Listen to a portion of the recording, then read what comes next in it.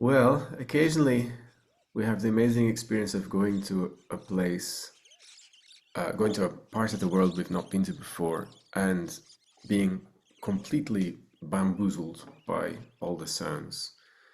And it can be quite a humbling experience, especially for somebody like me who, in Europe, I usually know most of what I'm hearing, and anything that I don't recognize is already a sound of great interest. But when Killian and I went to Australia last December, I have to admit that most of the time I hadn't a clue what I was hearing. And it's really a fascinating experience. To what extent do you try to identify everything? To what extent do you just relax and let go of that need that we all feel a lot of the time to name everything. We don't have to name everything all the time, and just relax and enjoy the sound. And anyway, this particular place is a lake on the Roebuck Plains near Broome in northwestern Australia. It's um, it's a pretty arid area. It's part of a cattle station called the Roebuck Plains Cattle Station on land that's traditionally owned by the Yauru people, the Yauru Native Australians. And this lake is one of a few lakes scattered through the area which are incredibly attractive to birds. Because the area is so dry, this was in the time before the rainy season. We were expecting the rainy season to start any day. And in fact, we had to leave after putting this recorder out.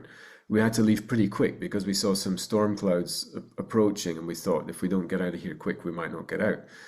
But it turned out that that was a false alarm. Anyway, it's a lake maybe a kilometer long, and with a few trees around the edges, but very little cover. So I had to hide the recorder. This was a Wildlife Acoustics SM4 autonomous recorder.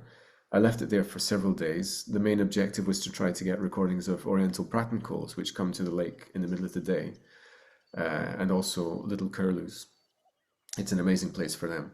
But this was at, let me see, this was at 5:41 in the morning. There was no pratincoles around at this time. So it's really the dawn chorus. And there's a few things I know. First of all, there's lots of cockatiels and budgerigars. There's bar-shouldered doves. There's a few waders because this was within about 3 meters of the edge of the lake. I hid this, I hid the recorder underneath the roots of a tree and covered it up with a couple of old dried cowpats. So this was recorded from underneath a turd. Um, and it was, you can hear marsh sandpiper occasionally. You can hear black-fronted dotterel. There's some distant masked lapwing. And there's grey teal. There's no doubt several species of cuckoo. There's probably lots of, uh, there's probably, I don't know, dozens of species in here. And maybe somebody could have fun recognizing, identifying them all.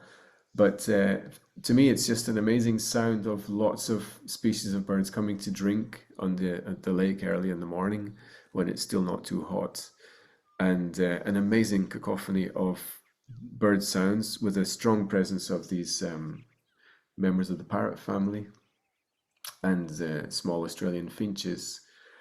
Lots and lots of wing beats and very calm conditions. So really a mind-blowing recording. And one day I'll try and work out everything that's in it.